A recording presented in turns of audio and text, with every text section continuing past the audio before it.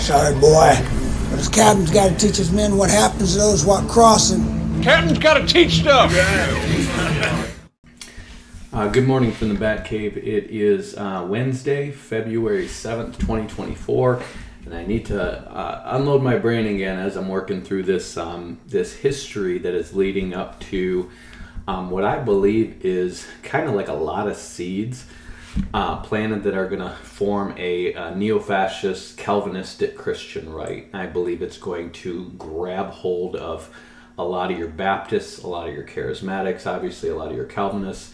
And it seems to be, I've traced it to primarily two different ideological sources, and definitely a very clear smoking gun of a demonic source that is trying to tie this thing all together. So I'm going to walk you through that. And again, this is not speculative. This is not conspiracy theory. This is all stuff that I'm documenting as like these guys actually said this stuff. Okay. So what it boils down to is you're going to have essentially two groups of people, and one is going to be essentially the embittered fallout from the Napoleonic Revolution and how it overthrew the Calvinist Dutch Republic in the 1800s, and it's going to be guys that came out of that. And the other one is going to be Austrian guys who basically flee from Germany in the rise of Hitler. And so what they're seeing is, what you have these guys who think that on the Dutch side, you're going to have these guys who really want to go back to the good old days where you had Calvinists in charge of a state religion. And they could, these guys, again, this is back around the Council of Dort era. These guys manipulated their prime minister being beheaded for treason, which he really wasn't doing anything wrong. Morally, he wasn't doing anything outside of his authority. It was just, he was basically set up in order to, it was really a manipulation by Calvinists because he wanted religious liberty in the Netherlands. That's essentially what it boiled down to. And the Calvinists were basically using mob tactics to take over churches and force Arminians out of the churches, the actual physical real estate. And obviously the churches were all the property of the state because there was kind of a state religion that was reformed. And Reformed wasn't a crystallized like, hey, Reform means 5-point Calvinism. Reformed was more like a movement that came out of, a mixture of Catholic Reformed and German Reformed and Swiss Reformed and all this stuff. And there was a version of that was roughly Calvinistic that was adopted by the Netherlands. So when you get to this contest in which direction Reformed theology is going to go, essentially the 5-point Calvinists basically slander and malign and physically attack the Arminians until they win. And then they frame, the prime minister and this other guy who's in the university as like papal spies. This is all stuff that goes on during the war between the Spanish Holy Roman Empire and which is like kind of the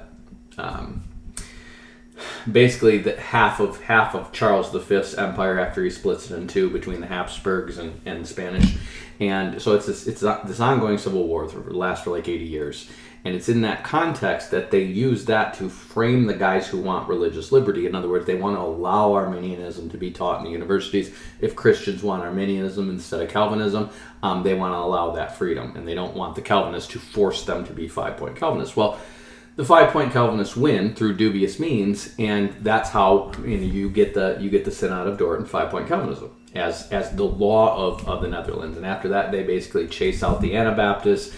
They chase out the Unitarians, they chase out the Arminians, and those guys are going to leave, and they're going to go to places like England and Russia and Poland and for a time Austria before they get kicked out of there, and then obviously the Americas. Well, in time, you're going to have the Enlightenment, and then you're going to have the French Revolution, and Napoleon is basically going to take over the Netherlands. And he is going to replace the Dutch Republic with the Kingdom of the Netherlands, which is basically a puppet kingdom under his imperial dominion. And then obviously Napoleon's going to fall, but that government is going to kind of remain. And in that context, they allow these other Christian voices to come back in. And just like what is happening in England and America, liberal theology basically takes over.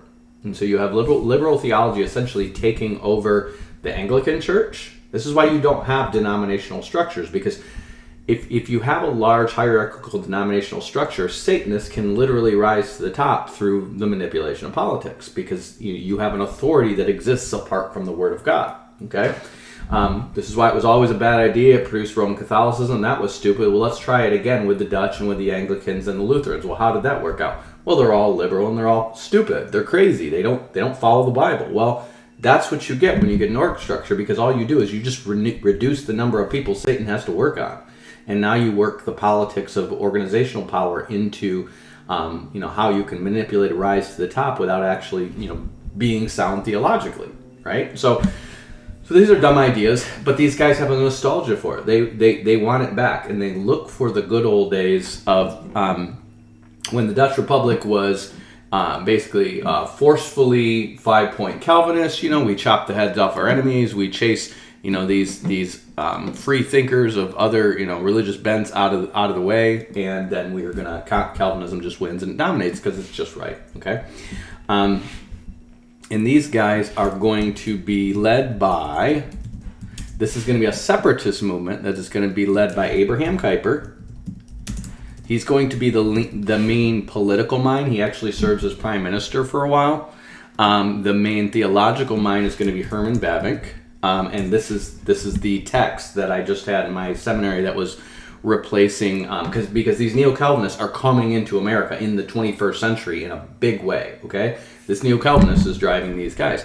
Herman Bavinck is going to be their main systematic theologian. Abraham Kuyper is going to be kind of their main organizational and political mind, so he's going to kind of lead this separatist movement that basically, now that the state religion is not the kind of reformed religion they want. Well, now they're not for a state religion, and they're going to do what the Puritans did in England, which they become a separatist cessationist movement. Okay, so you have a lot of similarity between these Dutch cessationists and the Puritans. They're very similar because now they're looking at it as like, well, these liberals, they took over. That's what we get for allowing free thinking. Blah blah blah. The problem isn't their organizational structure. The problem isn't infant baptism creating tons of nominal Christians, which is always the case.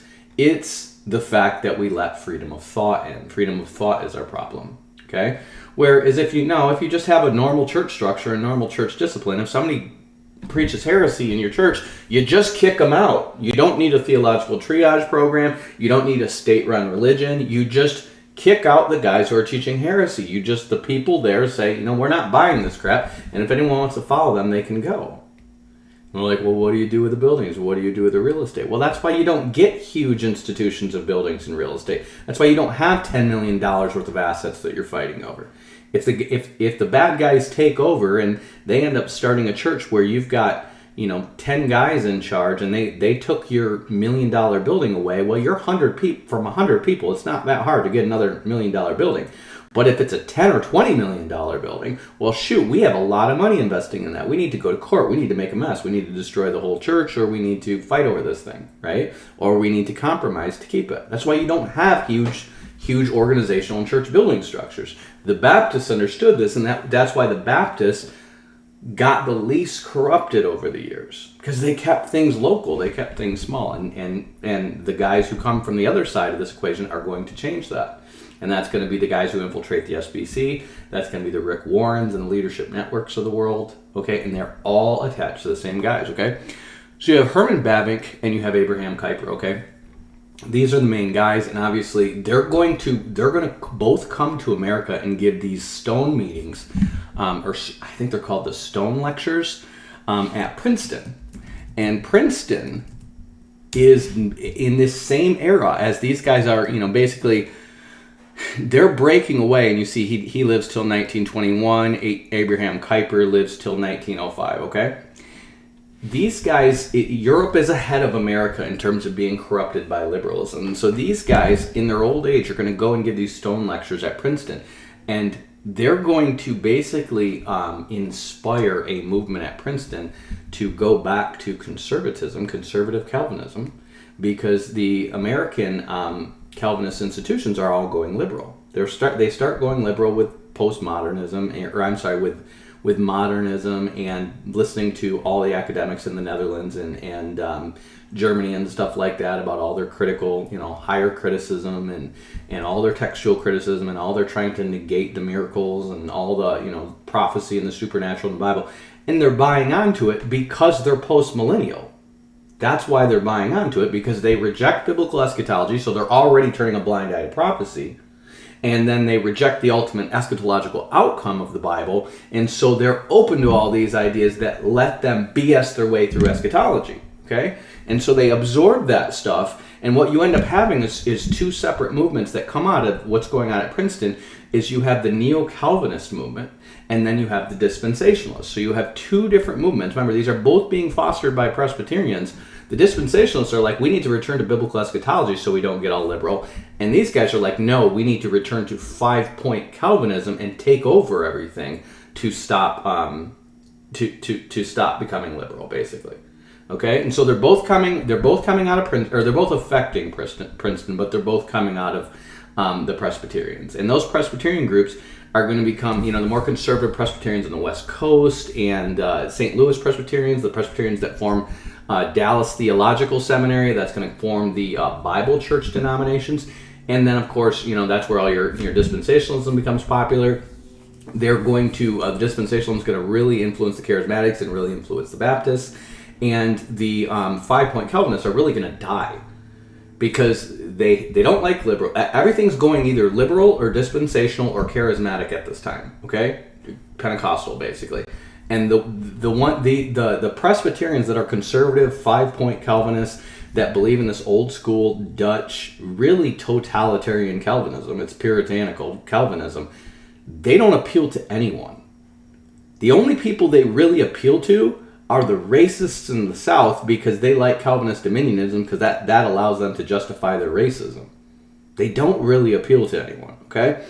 And so these guys, again, they're over in the Netherlands, but they come over to Princeton, and out of Princeton, you're going to have guys like B.B. Warfield, and there's going to be other guys like that, and these guys are going to, I forget I think it was Machen, J. Gresham Machen or something like that.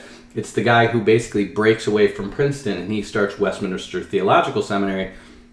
B.B. Warfield is going to be like, he's a cessationist, he's a fundamentalist, but he's pro-theistic evolution. So these guys are still liberal, right? But these other guys are like, well, we like the kind of liberal argumentation that allows us to BS away biblical eschatology. We like that. And so we're like, well, we're kind of okay with the BS hermeneutics that allow us to BS away biblical history, so we're okay with theistic evolution, okay? They're basically somewhere in between fundamentalists and liberals, so we'll call them theological moderates, okay?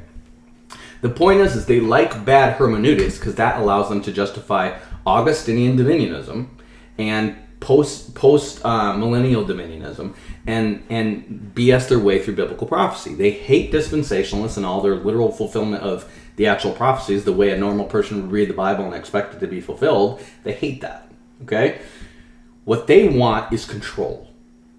They want to go back to Puritan, like the Puritans or the Dutch Republic or whatever, like 5-point Calvinism dominating everybody else. They think that's what it needs to be. And then ultimately, by our dominance, we're going to be this light on a hill and everyone's going to look up to us and see Jesus. Oh, really? You're rich and powerful by following Jesus? Well, we should want to be like you, okay? And you're going to have these two strains of Reformed theology, and they're both really going to die in the light of evangelicalism and the charismatic renewal and all that stuff, because they're not charismatic. They're not evangelical. They don't really go out and share the gospel with anybody. They still preach infant baptism. And they still preach, nominal confessional salvation, and then justify it all with Calvinism. And so you're going to have these two strains that are going on. One's going to be the liberals in the Northeast, and it's going to produce guys like Norman Vincent Peale, who's going to add in new thought and all this stuff, and basically start to sell Christianity as like, I'm going to call this the soft dominionism, the guys who look at the positivity and the charity and all this stuff to try to usher in dominionism that way. And then the guys who look at manipulation, espionage, and just control dominionism to try to basically win and dominate. And then, you want to look to us as like, oh, I want to be like them because they have all the power.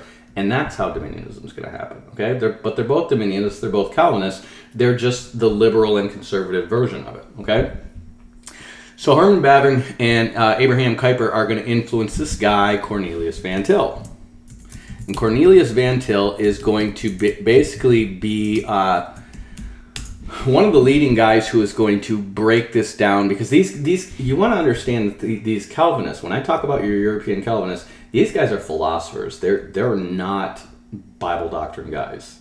They are philosophers. And when you go back to the Netherlands, and the whole fight that turned into Calvinism, Arminianism, starts as a debate over infralapsarianism or supralapsarian.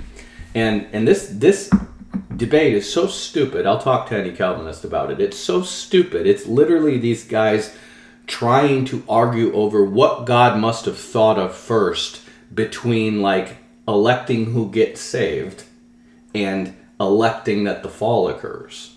Okay? That's really what the argument is. It's literally like, okay, we've already invented an eternity past, and we've already invented all this BS about predestination, so now we're going to argue over which of God's thoughts did he predetermine first. Mind you, this is all in eternity past, okay?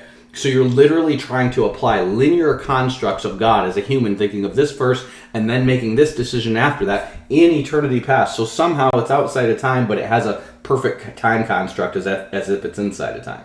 It's all stupid, it's all retarded, and it's all you psychoanalyzing God. That's literally what it is. These guys who want to sell you on this idea that they're the most humble because they submit to the fact that they don't have a free will are literally fighting over whose psychoanalysis of what God thought first and the moral justification of why he had to think this or that first. This is what Calvinism produces, okay? Why? Because deep down inside it's Gnosticism. It's you can just trace it right back through Augustine, through Manes, through Basilides, all the way to the Greeks. It's Gnosticism. It is Gnosticism, and it just creates endless speculations about unknowns because you're dealing with quantum theory. You're not dealing with reality. You're not dealing with Scripture. You're dealing with speculation based on another speculation, based on another speculation, and it's all just pure philosophy. Okay? So because of that, you have a guy like Cornelius Van Til, and Cornelius Van Til is going to come up with presuppositional apologetics. And presuppositional apologetics, I'm going to break it down. If you read it, there's a lot of stuff that is intelligent and it is reasonable, but its ultimate conclusion is wrong, okay? Because what presuppositional apologetics is going to tell you is that essentially there's only one truth, and that truth aligns with God, and deep down inside everybody knows it, okay? And the reason it's called presuppositional apologetics is because it's presuppositional, okay? And my rightly dividing book is the whole point is like presuppositions is what get us in trouble. It's when we go look at the world presupposing things that God didn't say. That's how we're constantly getting in trouble. That's how we have trouble in our decision making because we don't know, we can't rest in the simplicity of saying, well, why don't we eat the fruit? Because God said not to eat the fruit. That's it. That's all we need to know. There doesn't have to be a better reason. The fruit doesn't have to be poison. God doesn't have to be withholding stuff from us. He's God and he said no, and it's okay. That's okay. He gave us everything else. He just said, stay out of my den, kids. Like that's where I keep my hunting stuff. Like, he's dad, and he gets to say, that's my office, stay out of there, and we don't have to know why. We don't have to know it's in dad's office. We can be content with everything else we have, right? It's literally saying you don't get to be God. Well, the Calvinists don't know how to rest on that. They have to be God because they're being God over God already in their intellect, and now they need to be God over other people because Calvinism is ultimately a satanic system. All Gnostic systems are. It's Satan needing to justify why God does what he does that is allowing him to think he could possibly compete with God. And it's anybody who tries to deduce and speculate how God ought to do things so that you can try to come up with an end run around what he said to do that are ultimately walking down a satanic pathway. And you're going to see it worked out in things like they lie. The father of lies produces children that lie. And that's why you have all these Calvinists using clandestine, deceitful means to take over churches. Okay?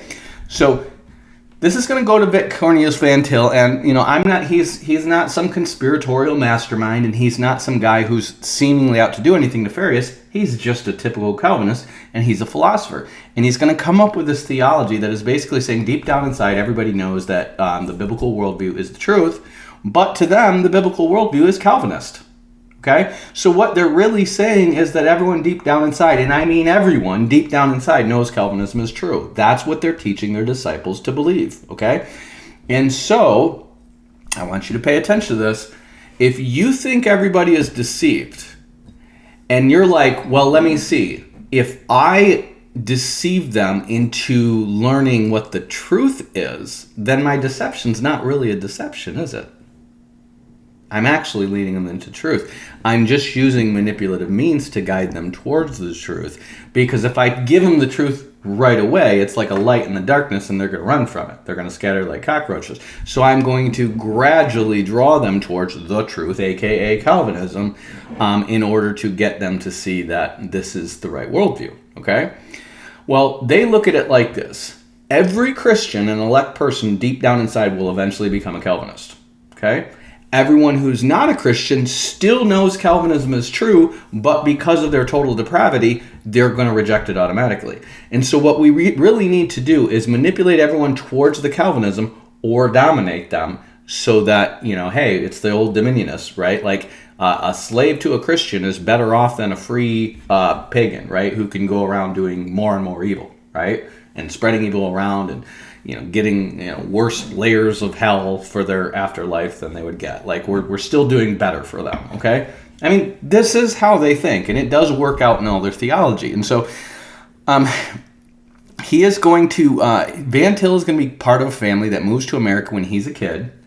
And I think it's like early 1900s. He is going to go to, Calvin College in Grand Rapids, Michigan.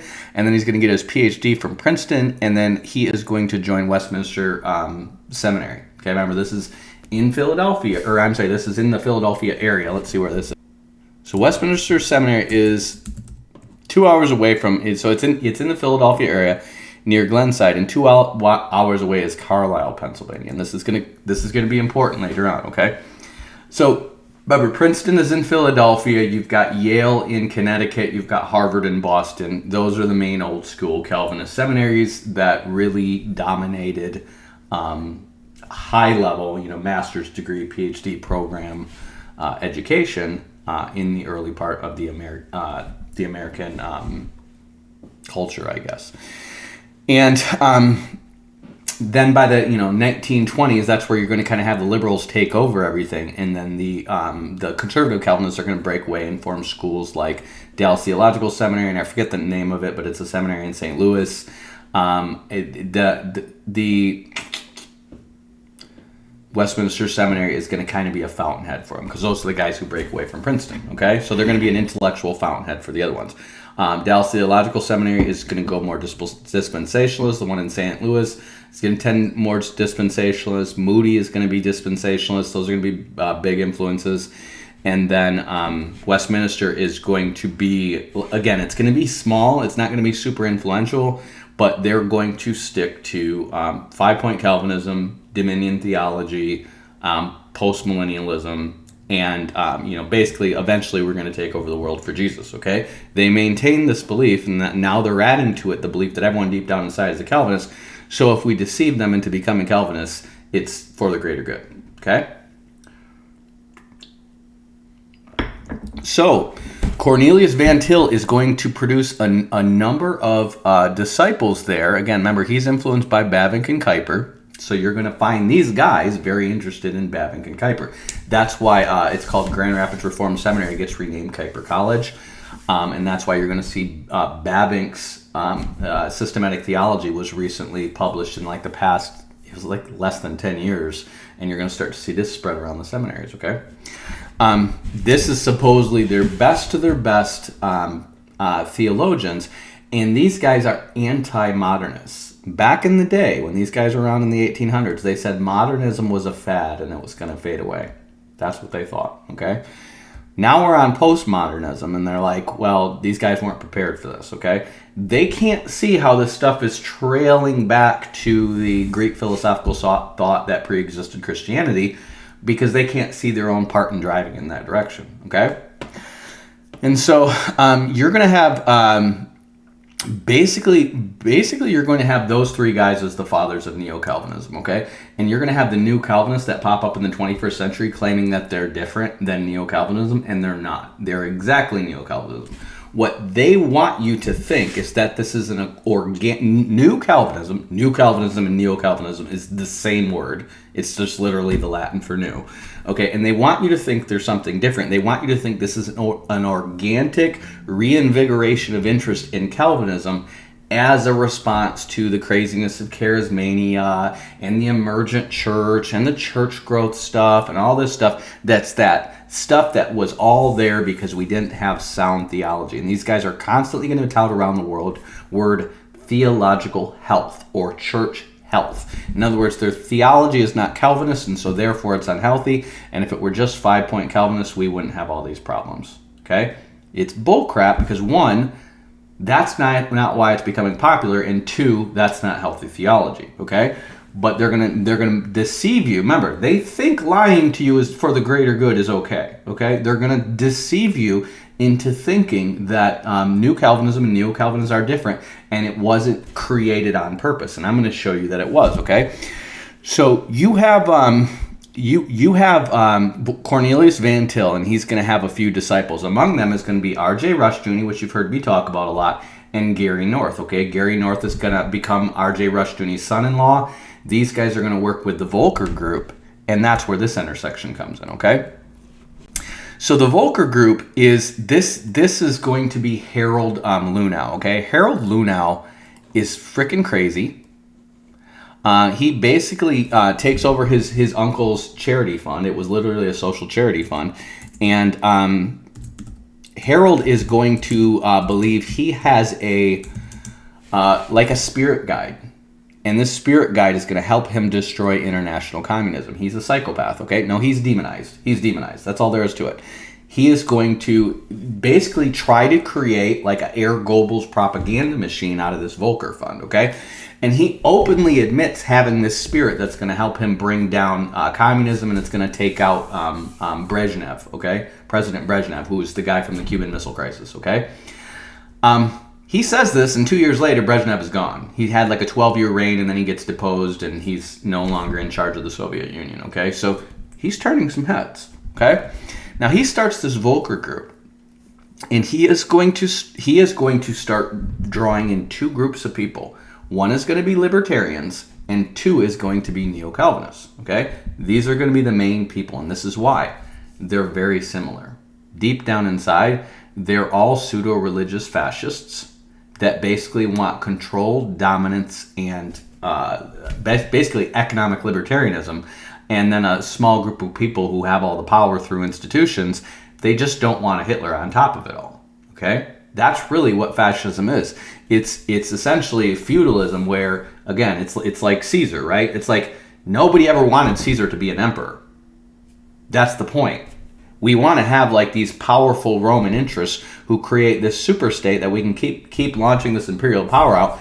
But the reason they put a triumvirate over it is because they didn't want one guy taking it over and becoming a dictator. They were trying to balance out the forces of democracy with the forces of the rich, basically. Okay, that's really what fascism is. It's the rich guys getting together and forming a club and saying, okay, let's all get together and rule, and we need an executive head at the helm of this ship. But we don't want him ever getting to the point where he is run by the popular will of the poor people. We want him to be run by us, okay? And you're going to have guys like Hitler who get the power, the poor people on his side, or the military on their side, or whatever, and then they overthrow the rich, or they overthrow key rich and get others on their side, okay? They don't want that. But they want to maintain this essentially feudalistic balance where you've kind of got a king, like an executive, but he's nothing without the lords who he needs in his power, okay? And they want that to, again, these Dutch guys would want that to be Calvinist as the standard, just like the Lutherans wanted to be Lutheran, right? You could be a Lutheran here, but you can't just be free, and you certainly can't have a peasants' revolt or we'll freaking kill you, okay? Well, Lunow is going to recruit guys like Rushdoony and Gary North, who are both Cornelius Van Til's students. And then he recruits this guy named David Hogan, who is a straight-up neo-Nazi. He is writing apologetics for Hitler. He's writing a fake conspiracy about how Hitler was forced into war through a conspiracy between the Polish and the British, okay?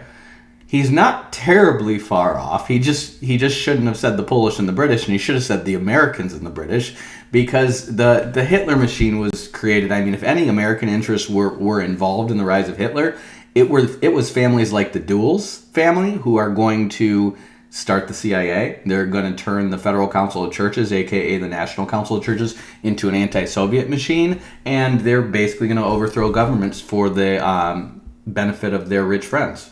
That's what they're going to do, okay? And then you're going to have the Bushes, who are basically right underneath the Dulles brothers in the CIA from its beginning, and you have Prescott Bush, who they're all working with the rise of Hitler's Germany, and that's why what's his name, Prescott Bush, gets pinched for the aiding the enemies act. Basically, he's found guilty of helping Hitler rise. Okay, so you have the Dulles, and then you have, I mean, the Dulles brothers are still in Nazi Germany as the Nazis are starting to basically pillage and take stuff. It's called Aryanization, and just take property and stuff like that from the Jews. Okay, they're still there for 2 years, and where they are, where the Dulles, this is the Dulles family's law firm, or the Dulles brothers law firm. It's called Sullivan and Cromwell. And Cromwell is related back to the Oliver Cromwell who overthrew England. And these guys have offices in Frankfurt, Germany, in Berlin, Germany, and in Argentina, which is where the Nazis escaped to. I'm saying that's a loose association. I haven't tried to dig that out, but supposedly they closed all their offices in either 34 or 35 and lied about which. But the point is, officially, Sullivan and Cromwell stopped operating in Nazi Germany 2 years after they started pillaging the Jewish stuff, but before World War II started. Okay, sure, fine, whatever. And then these guys come back here and they start manipulating the church organizations, and you're going to have guys like Alan Foster Dulles and David Rockefeller Jr., who are going to turn the National Council of Churches, and these organizations which were started to get all these Protestant denominations together to work together on missions. They're going to be like, let's stop working on missions, let's stop trying to convert foreign religions, and let's just unite everybody against communism.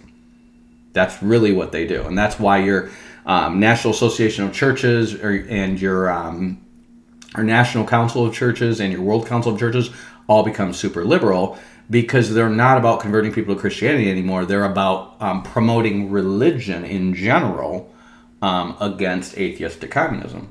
That's how it becomes that way. And out of all this, remember that's going to be happening in like the 1940s, 1950s, right?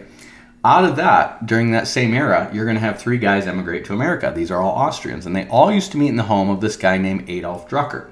Well, Adolf Drucker was basically a high-level trade official in the Austrian government as the Nazis are coming to power in Germany, and as you have a pro-Nazi party in Austria, okay? And these guys all meet in the home of Adolf Drucker, who is the dad of Peter Drucker, and the most senior of them, the leader of them, is Ludwig von Mises. Ludwig von Mises is a card-carrying member of the Austrian pro-Nazi party. And, there are going to be people who argue to his benefit that, well, you probably had to maintain your teaching position back then, and probably everybody was. And I'm going to be like, okay, but he's still heavily compromised to the point where they know he's Jewish, okay? These guys know what Hitler thinks of Jews, and they're Jewish, and they're joining the pro-Nazi party, okay? Like, they're not the most brilliant. These two right here are Jewish, okay? Well, these are going to be the guys that the Vulker Group, actually, these are the Austrian economists that the Vulker Group fully finances to have essentially teaching chairs in NYU, New York University, and the University of Chicago, because he is trying to get their libertarian economic model to supplant the socialist Keynesian economic London School of Economics, aka, what is it called? What's the Fabian socialist Keynesian economics? That became the New Deal. So it's kind of these socialistic heavy welfare programs, heavy government spending to, stop the Great Depression and all this stuff. They want that theory to go away, and they want the kind of economics that made Germany great again for Nazi Germany to come back as the American economic model, okay? And so you're going to have Ludwig von Mises and Friedrich Hayek get propped up by the Vulker Group in these two universities, and then Ludwig von Mises is going to get his old friend, because he used to hang out with his dad, and he's known this guy since he was a kid, Peter Drucker, to come to work at NYU in 1950. And Peter Drucker is going to become the leading, basically, business guru in terms of management. He is essentially going to take the kind of business management that worked for Nazi Germany, okay, and he's going to transport it into America. And this kind of business ethic, okay, what you had before that is you had businesses that believed in the worker, and they believed in the people working underneath you as partners. And they wanted them to stay there because those people would accumulate knowledge and expertise in the business over time, okay? And what they would do is they would give these people pensions as a way to keeping them working for just their company, okay? And so they would say, we're going to pay you, let's say, whatever, $50 a week, but we're going to put $2 a week in the pension fund. And essentially what the pension fund is doing is it's giving you a piece of the share of what the owners have, okay? And so what the owners end up having is basically we're going to have money that's invested right in this business. We're going to have cash where, we're going to get dividends from that money and from the business's profits. We're going to keep reinvesting in the business. And then we're going to have other money that we have invested in stocks and bonds and other stuff so that we're doing something with the company's cash assets and not just paying taxes on it, okay? Well, we're going to give you a piece of that. And we're going to keep building up your piece so you essentially become part of the owning class of the company over the course of your career here. And then when you retire, like the owners, you're going to keep getting a little piece of the company's revenues because of all the hard work and the loyalty that you gave to this company and helping it become big and great, okay? That sounds like a good idea. Well, not to these guys. These guys witnessed the rise of Nazi Germany, and they witnessed Germany go from being a completely economically bankrupt country to being a country that has one of the most powerful economies in the world and is almost successful in taking over the frickin' Western Hemisphere, right?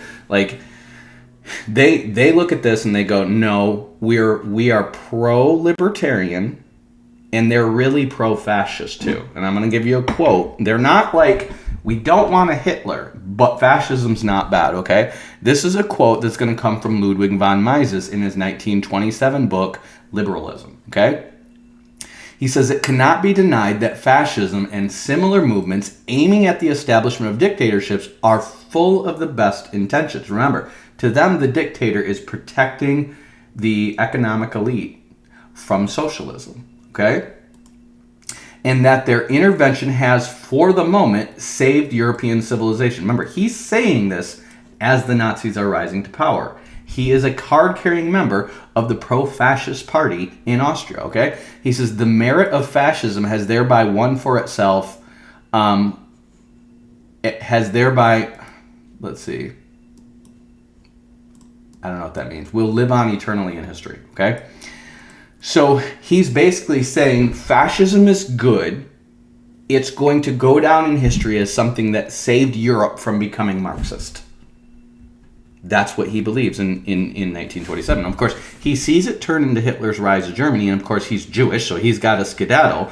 But he believes in the theory. He believes in the sociology of it. He believes in the economic theory of it. He says this is good. It's definitely better than Marxism. But it gets out of hand if you don't have a dictator that you can control, okay?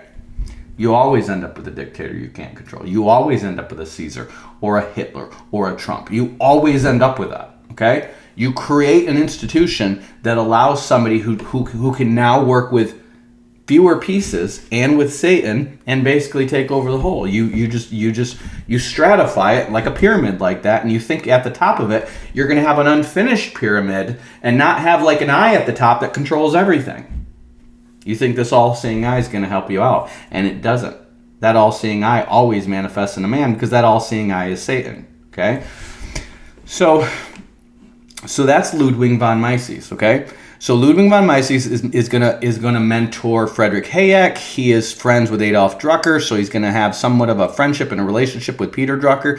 He's gonna get Peter Drucker into NYU, and then Peter Drucker is going to become famous. And here's why Peter Drucker becomes famous. In 1933, he writes a book that basically says Hitler's gonna rise and he's gonna take over Germany. He is basically the liberals in the West are not going to take him seriously, and he's going to end up signing a pact with Russia, and he's going to go to war on everybody. And nobody would publish this book because Hitler's really popular. He's on Time magazine, right? He's making Germany great again. And nobody would publish this book until 1938, when this one publishing house is going to be like, oh crap, I think this dude's right. I think he's onto something. So he publishes his book, and by this time, Peter Drucker's like, okay, I'm peacing out to England. And by the time he's there, Hitler's doing his thing. He's getting ready. He's taking over Austria. I think he's taking over Czechoslovakia. He's heading for Poland next, and that's the red line. Peter Drucker's like famous in England because he saw it coming and nobody else would listen. Okay? He's kind of like me for eschatology. He just saw everything coming, but nobody would listen, right? And Peter Drucker, basically, he says, this is in the foreword, he reprints this book in 1969 in America, and he says they were giving it out to the English soldiers as they were going to fight Hitler. And they're basically like, this guy saw why this is coming. Remember, these guys are pro-libertarian, kind of fascistic, economic capitalism, hardcore, but not pro-Hitler, and not pro-Marxist socialism. So the English like them. The Americans like them, okay? Guys like Harold Lunow, who, like, once they defeat Hitler, Hitler was a temporary thing, and it looks like he was propped up possibly by the same undergirding interests that eventually create the CIA, okay? Probably not fully. I mean, you're going to have some organic stuff going on too, but you're going to have people financing his rise and stuff like that, both financially in terms of media and stuff like that. Again, he gets on Time magazine for a reason. Like, they're not people who are just like, have you read Mein Kampf before you put this guy on Time magazine because he frickin' said some stuff that he's probably going to do that's really evil. No, they're not thinking like that. They're like, he's making Germany great again, and I don't know, this guy paid me some money to puff him up, and I don't know if he's tied to some organization that's actually involved with his rise and also with the CIA 20 years from now. They don't know. They don't frickin' know. These are just people playing the game, right? Well, anyways, Peter Drucker is going to become basically the business guru of America. He's going to write like 20 books by 1980. So like between, he starts writing in the 1930s. By 1980, he's written over 20 books. His books are all about management. They're about capitalism. They're about economics. He's going to mainly focus on executive management, so corporate structures, okay? And I'm going to wrap up all his stuff in a nutshell. He is going to shift the American corporate culture from being something where you value that worker staying with your company until they retire to something where you use that worker until you get that knowledge out of them onto paper so you can transfer it to somebody else, and then you fire them and you get somebody cheaper who's going to take their knowledge, because this person has accumulated this knowledge over 20 years of working with you, and this person is going to work for half as much money and already have their knowledge, okay? And these are going to be the people that are going to be behind your total quality management systems and Honeywell Gold and all your different versions of this kind of working system, which is really about using people, stealing their knowledge base, kicking them out, and finding someone cheaper. And it works more often than it doesn't. Okay, sometimes you screw up a company, and sometimes you screw up revenue streams, and sometimes you kick out people whose knowledge was essential to the company, but it works more often than it doesn't. And so that's why you have a corporate America that incentivizes managers basically getting people to write down their ideas so they can steal them and fire that guy who's been there for years. And that's why you have these management gurus that come up, and they'll take some young guy who's literally a professional manager right out of college, and all he's about is about being a BS artist and stealing other people's ideas. You're going to have this culture bloom in America because of him. Now remember, he turns the American culture into something that everybody's replaceable. That's number one. Number two is he gets rid of the pension. He gets rid of you having a piece in the final company, okay? He actually writes this book, and he describes the pension as basically a gradual socialist takeover of the country. Because it eventually turns into the common people, aka the retirement class of people who worked their butt off for you for 40 years, having all this stake in basically the capitalists, and then they're draining this capital that could be used to make your companies even bigger or give more money to your super rich. He's all about promoting the super rich at the expense of the middle class and everyone on down. Okay, this is Peter Drucker. Well, there's another group of people that are really big about promoting the super rich and not giving a crap about everybody on down, and that's going to be guys like Bob Buford. Okay, Bob Buford reads everything. These are, if you know the Dutch, okay, and I'm from Grand Rapids, I know Dutch people. They lie, cheat, steal, and they're stingy as F. But then they'll give some money to charity, and oh, look at that, they're giving money to charity. And it's like, yeah, but how many people did you lie or skimp or not pay them a fair wage or whatever to get to the point where you had that money to give it to charity? And you'll have these guys who have millions, and nobody knows it. I know people who have millions, and I knew them for 15, 20 years before I realized they weren't just a farmer. And they've got, he looks like an old farmer, and he's coming in an old shirt, and he's dressed like a farmer, and I find out he's got data centers for Walmart hidden in the gypsum mines underneath Grand Rapids. And I'm like, where were you when I was looking for a job for years and couldn't find anything good? Oh, I was talking crap about you behind your back because we know you're an independent thinker and we don't want people like you. They look for dumb people. They look for people who are going to work for them for a low wage. And one of these guys, my brother-in-law worked for years.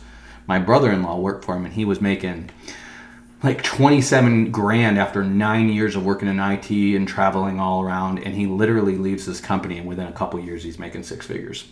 Okay, these people just keep people down, and they look for people who are suckers to make themselves rich, because that's that Dutch mentality. They're just known for being super cheap, super tight, and really brilliant economically. Okay, well, they're all reformed, and so you're going to have these Dutch Reform circles of rich people, and you're going to have liberal and conservative Dutch Reform, and you're going to have them hobnob with the who's who of the liberal left in the liberal right. Remember, on your liberal left, you're going to have Norman Vincent Peale, Robert Schuller, guys like that. And then on your Calvinist right, you're going to have guys like Rushdoony and Gary North. Okay? So you're going to have a Christian segment that is tied to the Democrats and the power elite in the Democrats, and people who are tied to the power elite in the Republicans. Okay? Guys like Rushdoony and Gary North are going to be tied to the power elite in the Republicans. Guys like Bob Buford and Robert Schuller are going to, and Bill Hybels, these are going to be, these people are tied to the power elite among the liberal left reform people. Okay? And Bob Buford, in 1980, he starts, he reads all of Drucker's stuff. Drucker is well known, and he runs a cable company in Tyler, Texas. Gary North is going to meet him in Tyler, Texas, okay? Remember, all of this stuff, these guys are all connected through this guy who said he had a spirit that's going to take down communism, world communism back in the 80s, okay? And Gary North, him and Rushdoony are going to kind of have a falling out, and Gary North is going to go on to he is actually an aide for Ron Paul at one point in time. He's going to be connected with John Birch Society. They're both going to be connected with the Council on National Policy. This group that starts out with these guys, it's called the Center for American Studies. It's meant to be a propaganda think tank that is going to drive America towards fascism. That's really what it's going to be. And he picks up these three guys to lead it. R.J. Rushdoony, who believes in Calvinist dominionism, David Hogan, who's a Hitler apologist, and William Couch, who is basically a guy who he was involved with like an encyclopedia. And he understands the power of encyclopedias and academic publications and stuff like this. So these three guys are going to create this Center for American Studies and become essentially a propaganda think tank until it gets outed that David Hogan's a pretty open neo-Nazi. he's an open neo-Nazi, and when his writings come to the fore, he writes this book called it's called The Forced War, which basically made it sound like Hitler had to go to war. Like he didn't just plan this and do it, right?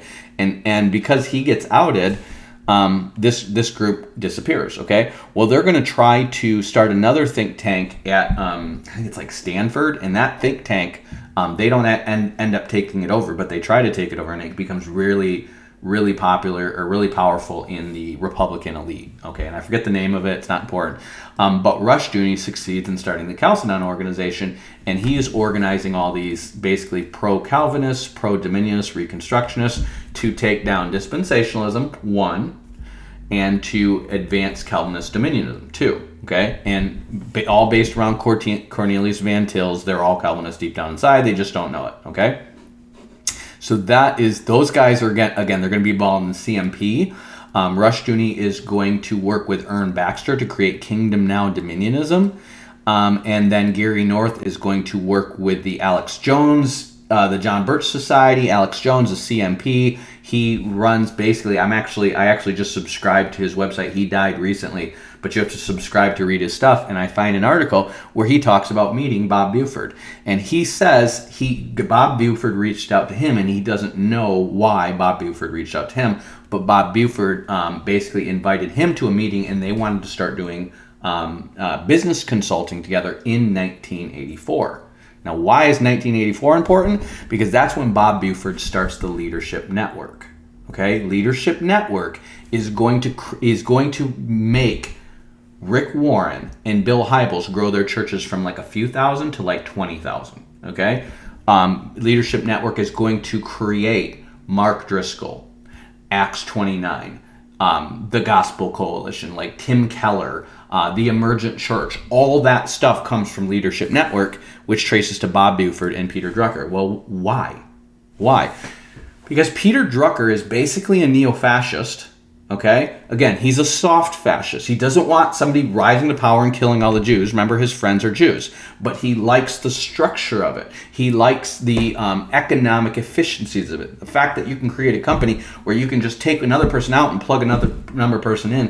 What he sees is a world that if we have a bunch of strong institutions, and he envisions those strong institutions as churches, charities, and companies. Okay? Those are your big, strong institutions, and then you bundle them all together to have one big, powerful fascist state that is going to resist communism, that is going to resist totalitarianism, that is going to maximize freedom, maximize productivity, that maximizes material wealth, and that is how you eventually get the best utilitarian world for everybody eventually. Okay?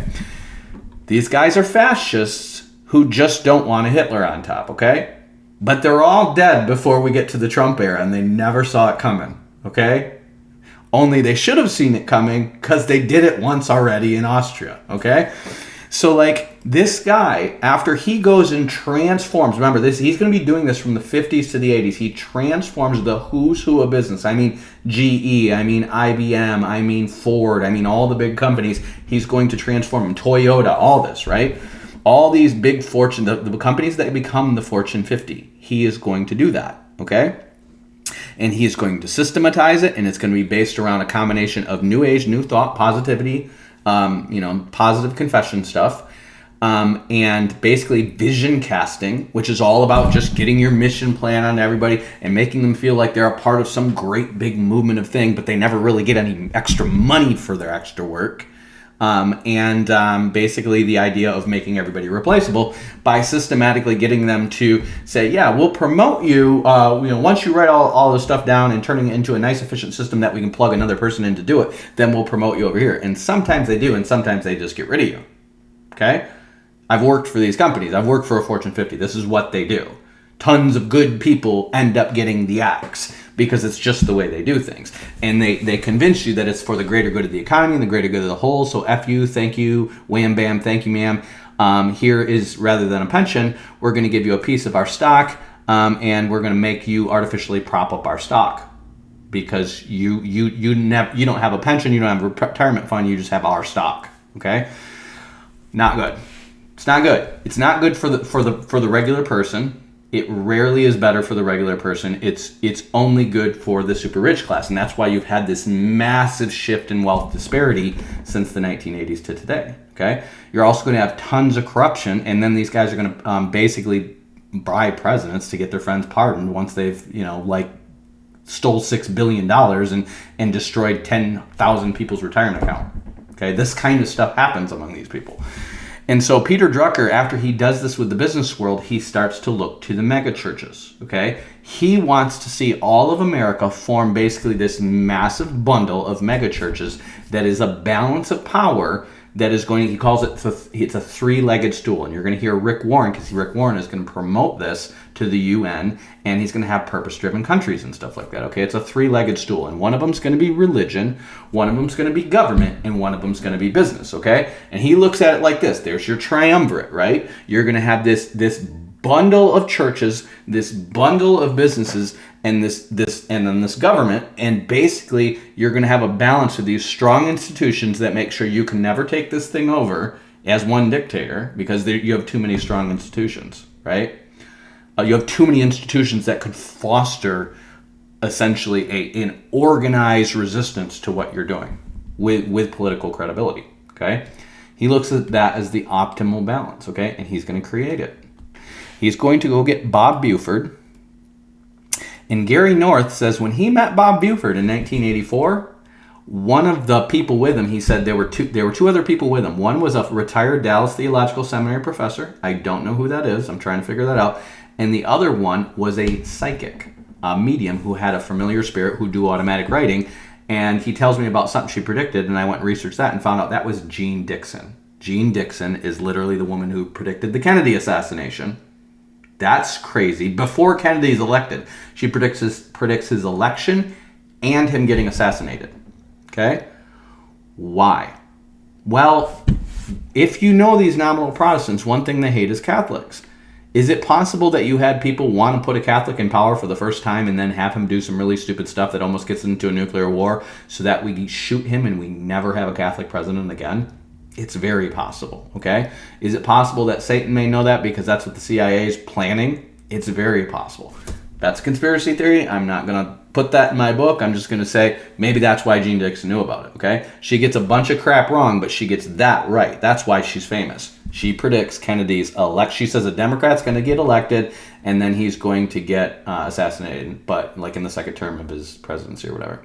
So she's there hanging out with Bob Buford. Bob Buford hangs around with New Agers. He's part of the Aspen Institute, which is basically like a humanist group think tank. He's into the Norman Vincent Peale, Think and Grow Rich. He's into Drucker. He is going to prop up the who's who. I mean, Think and Grow Rich. What is his name? Think and Grow Rich. No, it's not this guy. Okay. Ken Blanchard's the 1 minute leadership in the 1 minute manager. Ken Blanchard is a New Ager. Okay. He's going to prop up Bill Collins, who is Good to Great. He writes Good to Great. So these are like the who's who of business, motivational speaking, cultural consulting, okay? And at the end of it, you have a two-frame thing. You have this thing that's about fostering a culture of yes men to your fascistic business. And then you have a basically an organizational structure that makes everybody replaceable, okay? Remember, yes men, everybody's replaceable. Yes men, everybody's replaceable. And they're going to pour that into the church through two men primarily, Rick Warren and Bill Hybels. Okay? Now, if you go read the story of Bill Hybels' church, I'm just going to walk you through Bill Hybels. I haven't found all the details on the early history of Saddleback Church yet, but Bill Hybels' church is going to be basically, Bill Hybels is a rich reform kid who's screwing around and just, he gets saved in an Awana meeting or whatever, and then he meets this guy who his name is Harold something or other, and he runs a Sun City Church youth group. And it's basically, these guys are into the Jesus people and the rock music, and they want to have a cool youth group to reach out to the youth with rock music, okay? It's just a fad.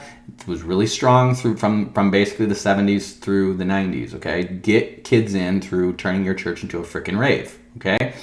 And of course, they succeed in growing these youth groups.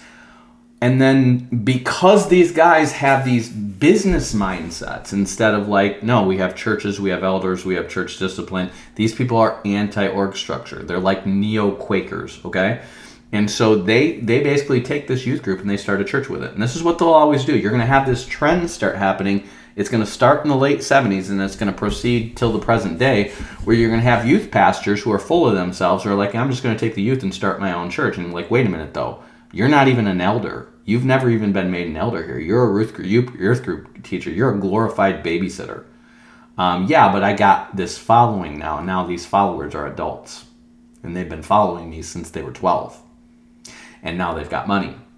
And so I'm cool, and they don't want to go to the adult service because I'm cool and funny, and I do rock shows, and I'm more entertaining than you guys. And now I'm equipped with business management stuff, and I'm going to leave, and I'm going to go start my own church and grow it, and it's going to be twice the size of yours in 2 years. And it keeps happening all over America, okay? Well, Bob Buford made that possible. And he is going to basically, Bill Hybels is going to do this with this guy who's a youth group leader. And then that guy, Bill Hybels, is going to take over his church. He's just going to declare himself the senior pastor, even though it was literally just these two guys in a youth group and the other guy started it. And then he's going to kind of box this guy out.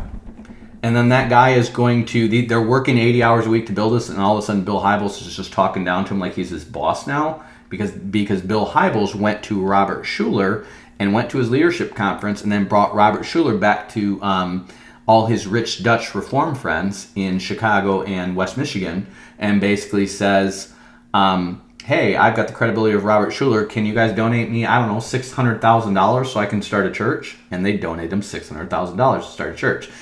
It wasn't because he was such a great leader that his church grew. It was because he knew rich people who threw a bunch of money at him, and he could make a church grow by using and throwing away other people. Okay? He's a business guy first. That's all Bill Hybels was, is a business guy.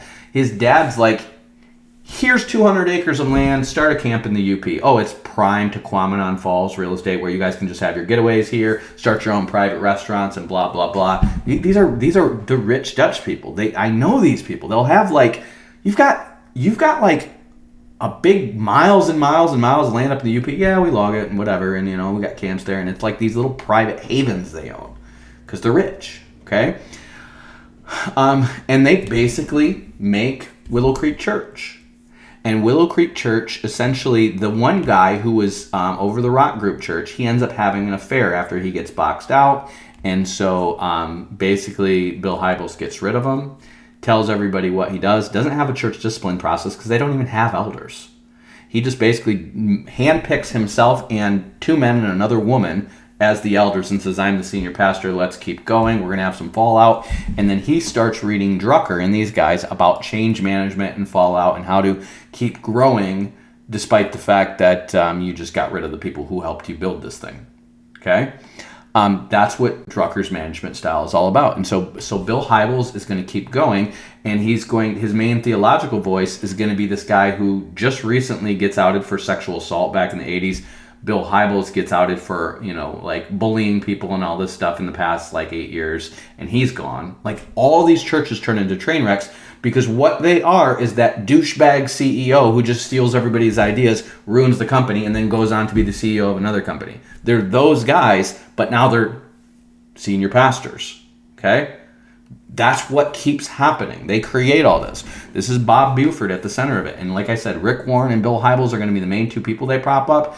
And then they know, okay, all of us guys who are great at church growth, and they're all rich, they're literally just creating a church model for the upper middle class. That's all they're doing. Because the upper middle class has all the money to donate, right? The lower middle class they're paycheck to paycheck. The middle class, they're doing some stuff right, maybe starting to get, but the upper middle class has money to throw away, and they have reasons to, throw money at somebody to avoid a tax shelter and stuff like that, okay?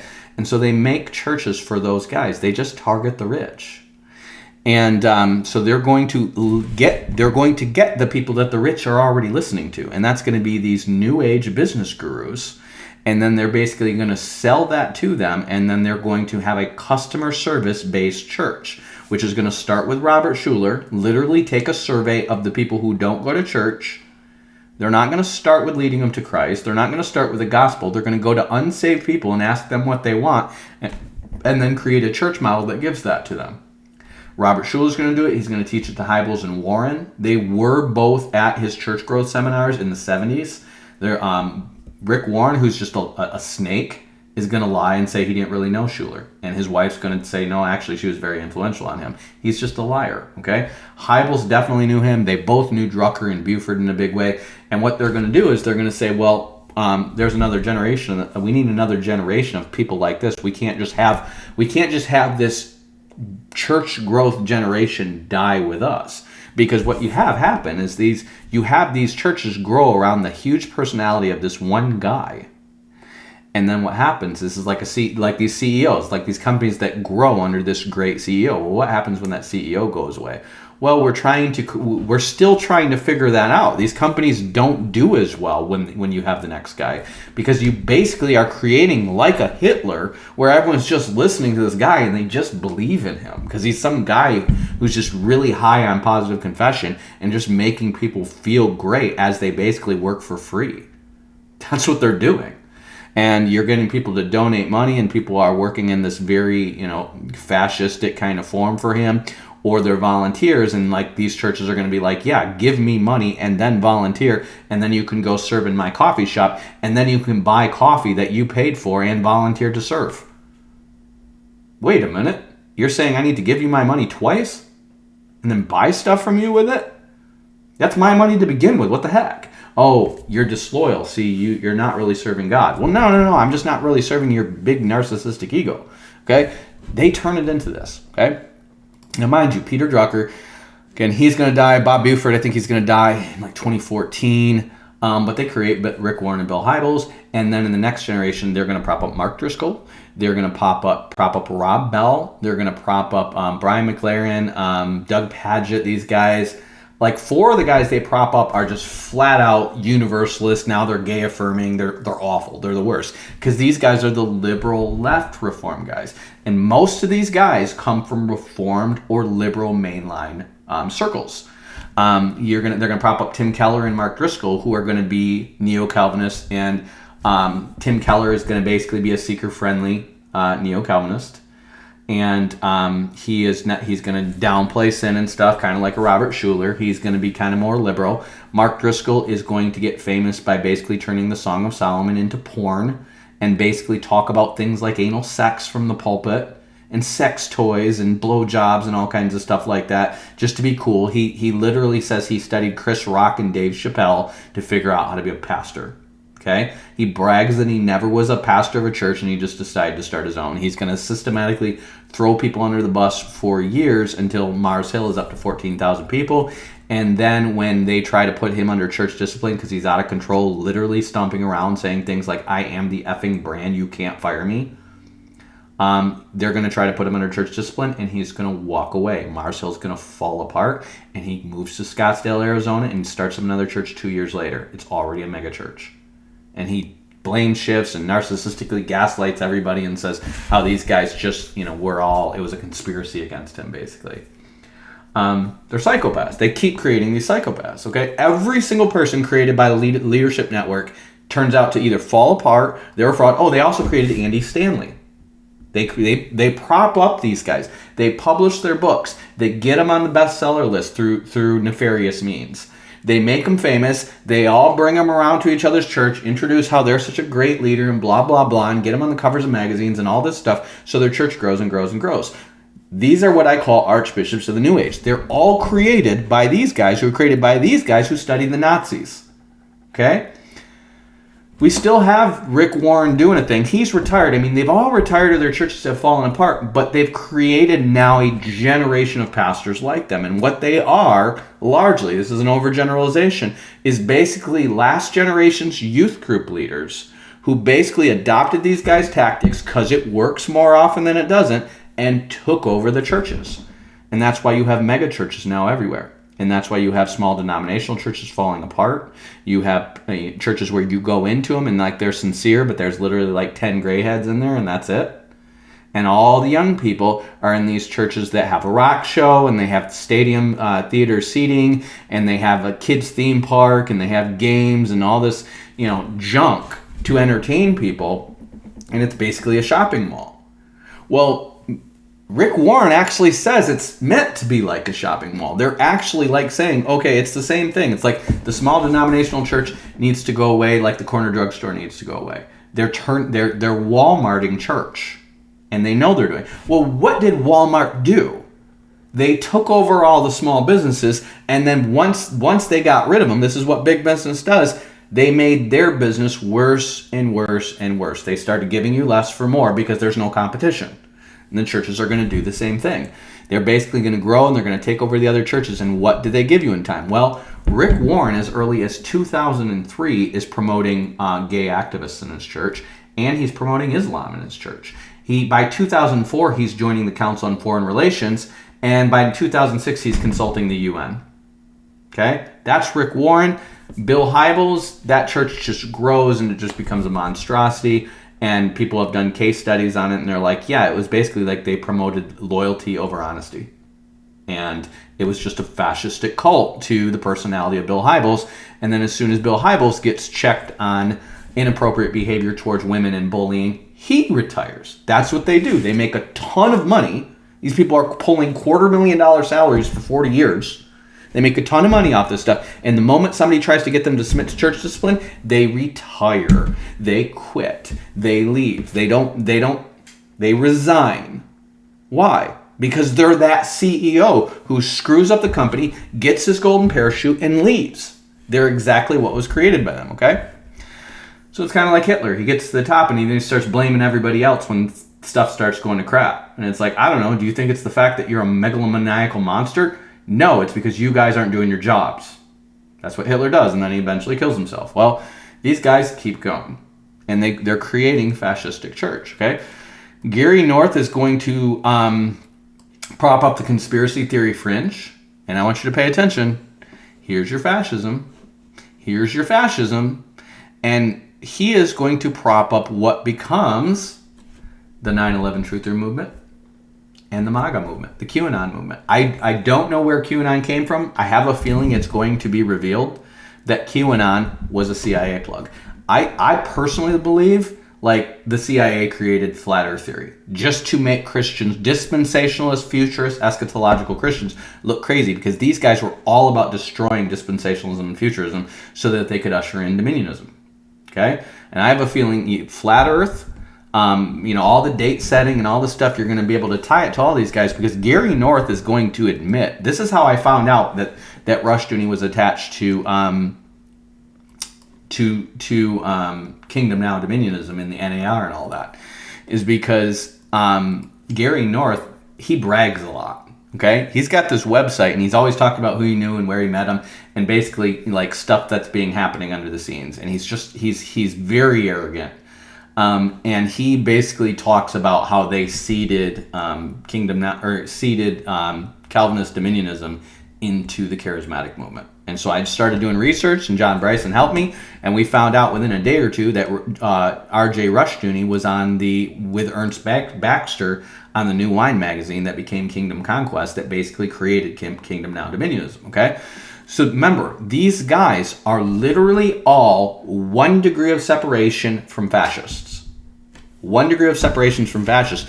And between these guys, you have the Alex Jones crowd, you have the MAGA crowd, you have probably the Flat Earth crowd, you have all the conspiracy theorist crowd, which all that stuff is going to get into the dispensationalists, because these guys are going to be on the CMP with Tim LaHaye and what's his name? Liberty University. Jerry Falwell, guys like that. They're all going to be on a board with them. Okay, these two are, and that board is going to have people who are in the New Age in it. It's going to have white supremacists in it. It's going to have people who are pro-fascist in it. It's going to have people who are connected to the CIA and the Republican Party in it. That's the CNP. It literally is. Check this out. Remember, this is going to end up with Rick Warren on the Council on Foreign Relations. The Council on Foreign Relations and the Council on National Policy are the left-right paradigm, okay? It's literally like one is socialism and one is libertarianism, okay? Socialism and libertarianism, I want you to pay attention. You have socialism on your left, libertarianism on your right, okay? Just outside of libertarianism, you have fascism. Just outside of socialism, you have communism, okay? The point was to create the dichotomy of fascism and communism so that libertarianism and socialism seem much more reasonable, okay? And this clash right here, libertarianism and socialism, is going to be Armageddon. But right now, they need to turn America fascist so that America and Russia go down like Hitler went down. And in the aftermath of that, rather than having an America rise, you're going to have the Antichrist empire rise in the Middle East. And that is going to be the new America. And then as that rises to take over dominance, the remnants of America and, these libertarians and these fascists and all these people, they're going to side with the Taliban and with fundamentalist Iran and with atheist China and Hindu India and all these guys. And they're going to side on the party of basically nationalism and your religion in your country, our religion in our country. We won't interfere with you, you won't interfere with us, but we're all going to gang up on the Antichrist because he's the next Hitler. And that's going to be Armageddon, okay?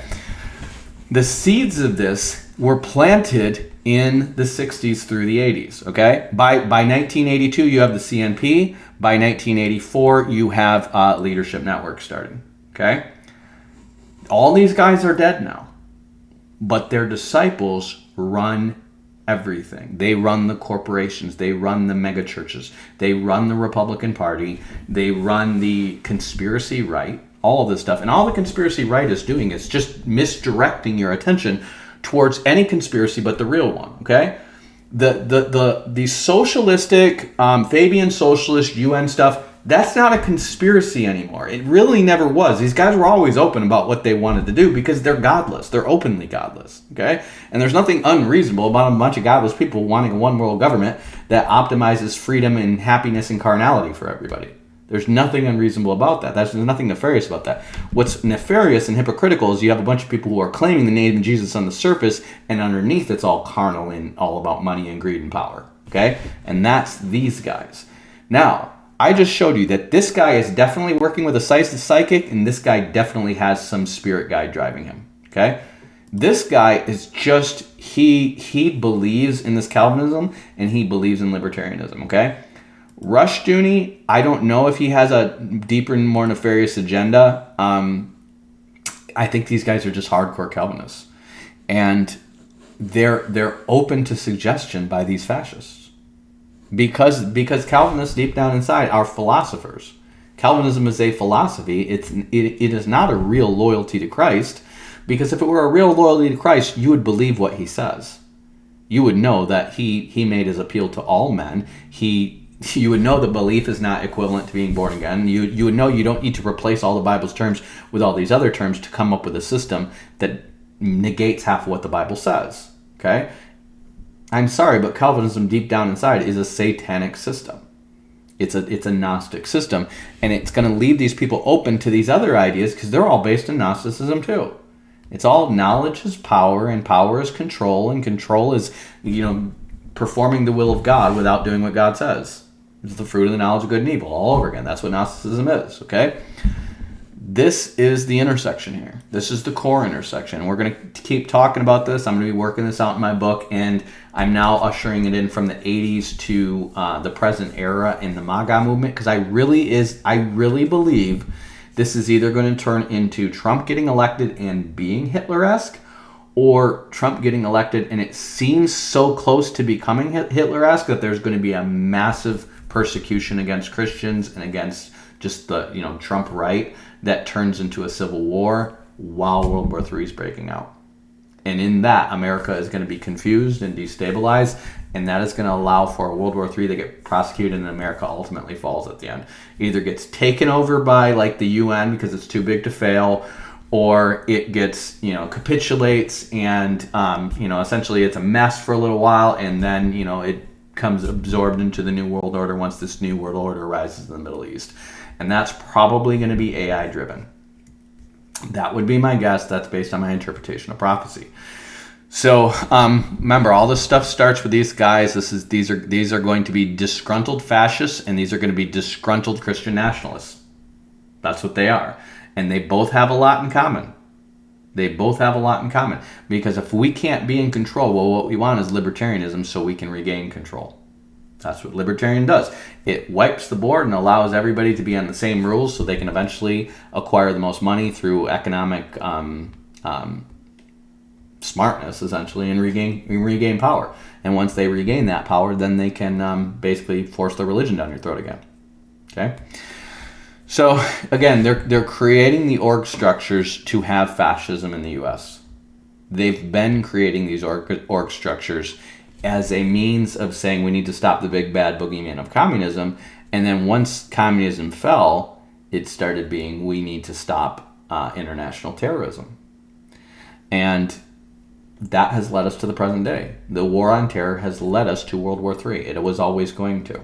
It was the Reichstag burning. Okay? So I hope that makes sense to you guys. Again, that's I know a lot more political and philosophical than it is spiritual, but these are guys who are much more political and new agey and stuff like that than they are spiritual guys. Okay, I believe Bob Buford, he fully believes he's born again. He doesn't know when he got saved. He doesn't know when he accepted Christ because he's Reformed, and he's going to say, God gave me saving faith at a young age. I always believed I was going to heaven. And these are the kind of guys who just do what their carnal flesh tells them to do, and they think they balance out good deeds and, stupidity, like listening to psychics and stuff like that. But they're going to heaven because they're good people because they believe. Okay? They equate belief with righteousness. Okay?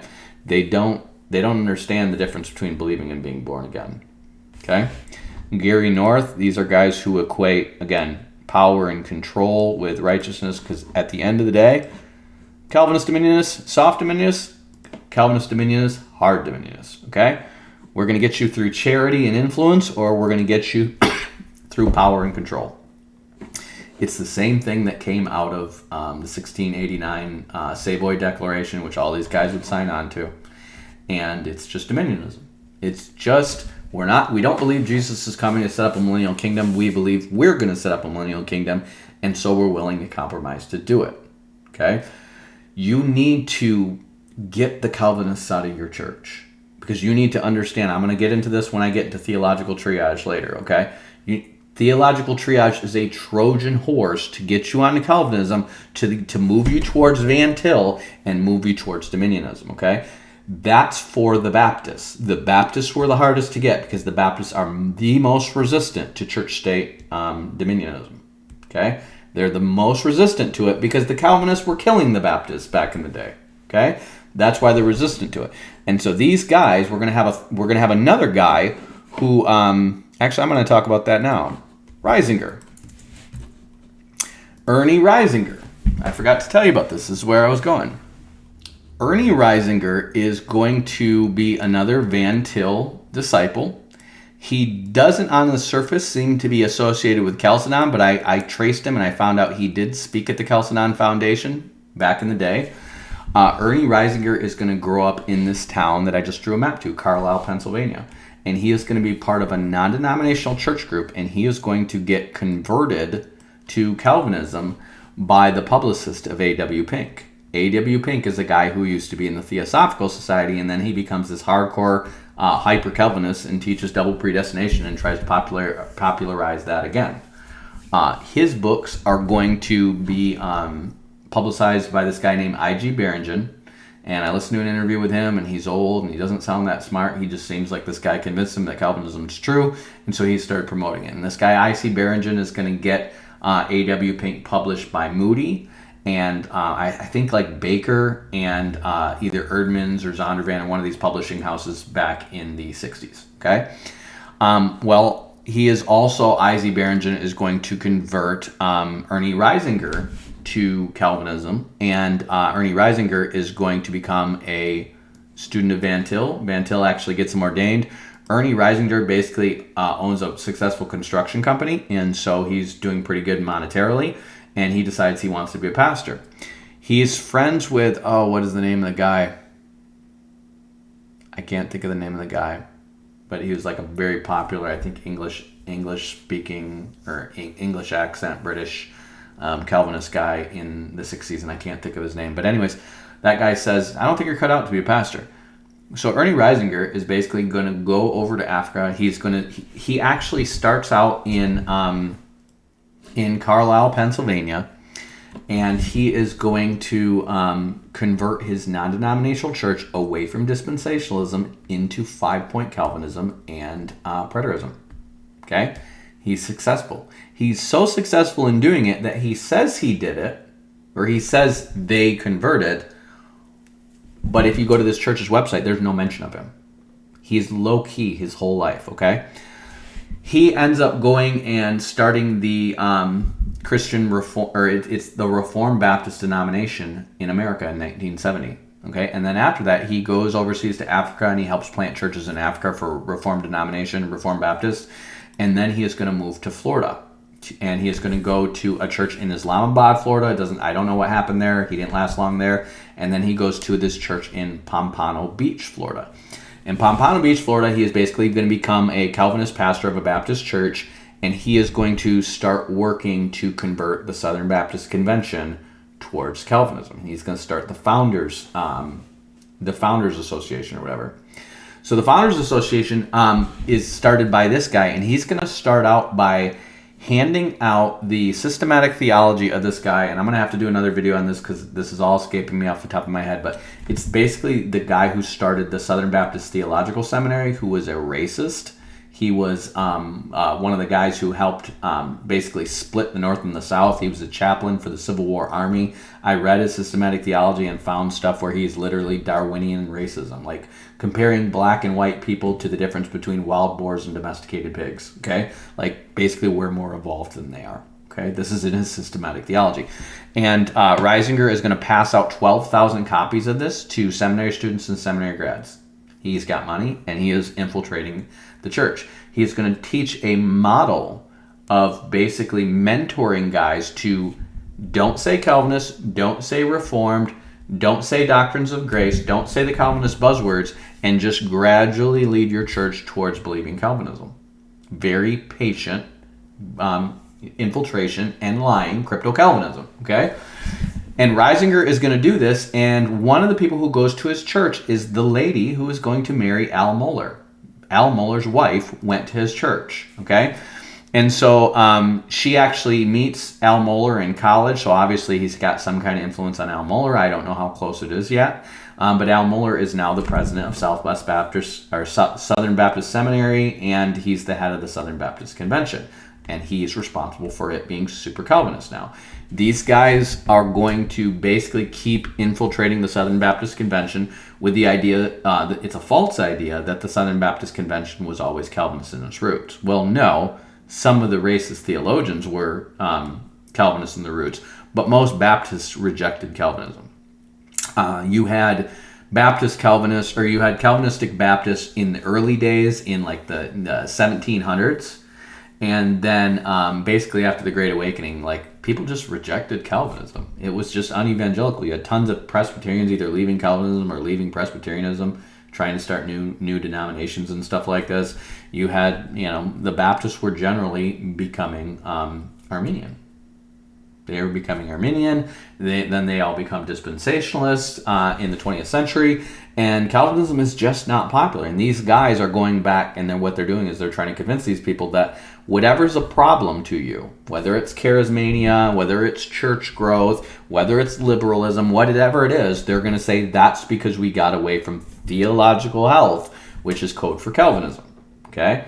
So when you hear people talking about theological health or church health, that is code for stealth Calvinism. They're trying to take over your church and making it Calvinistic. Okay?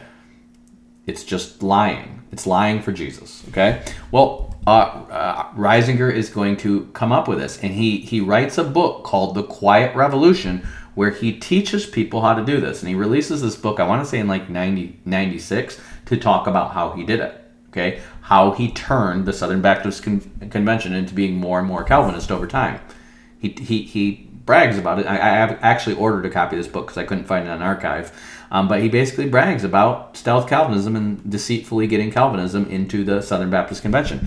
He's also a student of Van Til. He's also connected to Gary North and this other guy, Gary North. Greg Bonson is another guy, and the Chalcedon Foundation.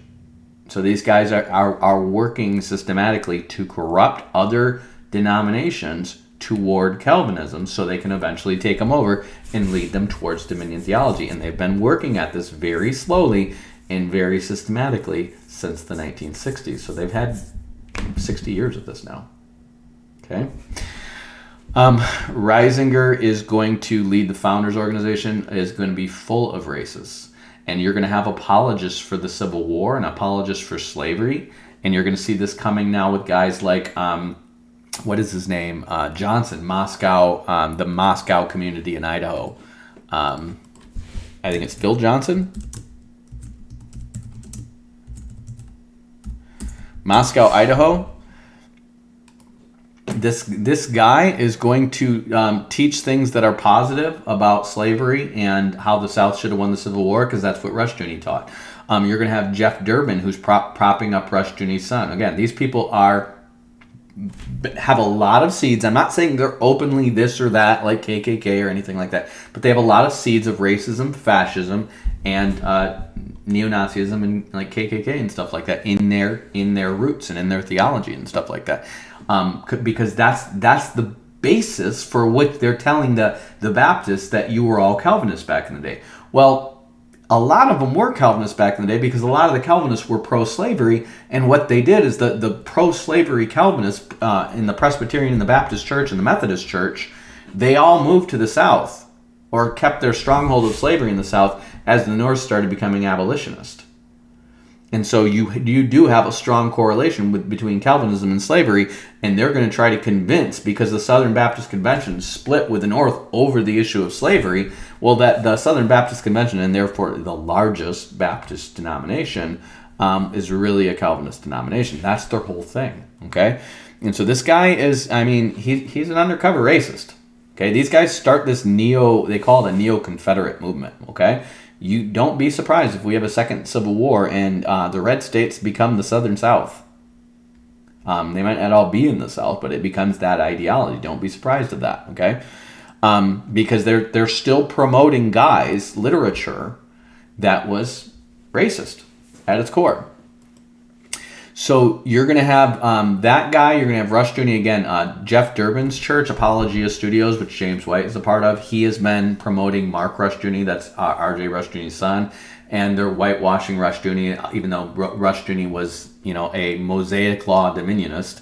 He's a psychopath, and these guys now in the light of the MAGA movement. Remember, they seeded the MAGA movement. They seeded Kingdom Now Dominionism in NAR. So when we're going to get into that in the NAR and get to the connections with the Seven Mountains Mandate and Lance Wallnau and all these guys laying hands on Donald Trump, these guys created that movement.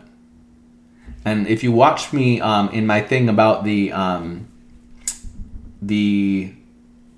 Kansas City prophets, how they made a prophecy about some guy named Don who would be Christ in the flesh, it seems to be, and I'm not going to say this is a human conspiracy or it could be a demonic thing, I don't know, but it seems to be this move towards getting this guy, again, he's Donald Trump, he's a Norman Vincent Peale Presbyterian, just like Bob Buford, just like Robert Schuller, just like Bill Hybels, okay? He's just like those guys, and all of a sudden, he's the face of the Republican Party. Well, I thought he switched from being a Democrat to a Republican, but he was actually a Republican who switched to being a Democrat and then back to a Republican. That was more normal before the 80s. You have these rich nominal Protestants that are going to switch back and forth between Republican and Democrat. And then you have the conservative Republicans, especially from Roe v. Wade on, that are going to consistently vote Republican for the most part. Okay? But these guys seem to be seeding this idea of fascism is good, socialism is bad, you got to watch out for the left. And these guys are creating fascistic organizations as a means of creating a kind of new age, kind of a pluralistic, diversity and tolerant version of the institutionalism that you had in Nazi Germany before Hitler really took over and turned it into a war machine. The problem is we got a world war coming. And world war always turns to totalitarian dictatorships all over the place. That's why FDR ruled for 16 years until he died. Because if we had a world war, we're not just going to have an election and get a new guy in charge during a world war, unless the guy who's running is really sucking up the war.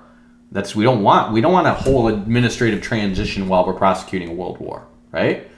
That's a huge change while we've got a war going on, and this administration is supposed to keep the army from taking over. So we don't want that. So if we elect somebody and then we're going into World War III, you can better believe that all the power and all the money interests are going to want to make sure they have a hand in who's really running the ship. And I promise you, left or right, they don't really want it to be Trump. On the right, they might like Trump for how he galvanizes the evangelical base, but I promise you, the power and money interests do not want a Trump running us into World War III. So do not be surprised if Trump wins and Trump dies of natural causes right after that.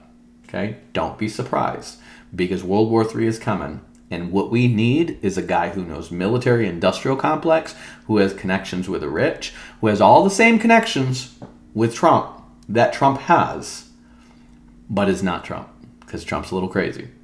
He really is this guy who's just doing his own thing, okay? And don't be surprised if Trump gets elected and then he gets suicided. Don't be surprised, okay? So, that's a crazy conspiracy theory. Here's my, wall of people with red string attached to all their faces, and newspaper clippings and whatnot. But that's the short summary. And I'm going forward, and I'm writing my last chapter now called The Shape of Things to Come, and it's going to roll into where I see this going. But it ultimately turns into Gog, Magog, and Armageddon soon, coming to a theater near you. So I hope you guys are blessed by this. Hope you guys wake up. Again, don't try to just run this conspiracy theory around to people to be like, oh, we got to stop the guys who are all connected. These guys are all dead. It's become this thing that is just, it's a cultural norm now. It's kind of like how Nazi Germany was just a whole culture of people who were used to being a certain way. And that certain way got Germany out of the humiliation of World War I and the massive depression that came after World War I. And these people weren't about to be like, yeah, let's try to overthrow this thing. So think about it like that, okay?